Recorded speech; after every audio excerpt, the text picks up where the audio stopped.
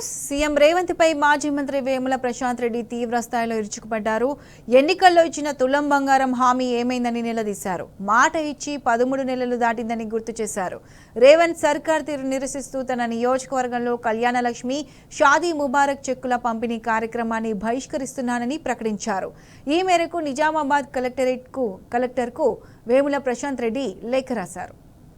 తెలంగాణలో ఉండే పెళ్ళయ్య ప్రతి ఆడబిడ్డకు తులం బంగారం ఇవ్వడం ద్వారా ఈ తెలంగాణను బంగారు తెలంగాణ చేసే బాధ్యత కాంగ్రెస్ పార్టీ తీసుకుంటుంది.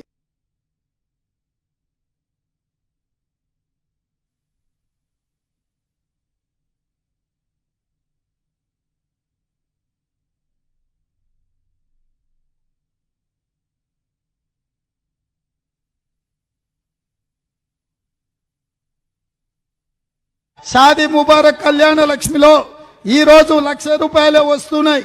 వచ్చే నెల మీరు తీసుకుంటే 1,00,000తో పాటు తులం బంగారం ఆడబిడ్డలకే ఇచ్చే తెలంగాణలో ఉండే పెళ్ళయ్య ప్రతి ఆడబిడ్డకు తులం బంగారం ఇవ్వడం ద్వారా ఈ తెలంగాణను బంగారు తెలంగాణ చేసే బాధ్యత కాంగ్రెస్ పార్టీ తీసుకుంటుంది.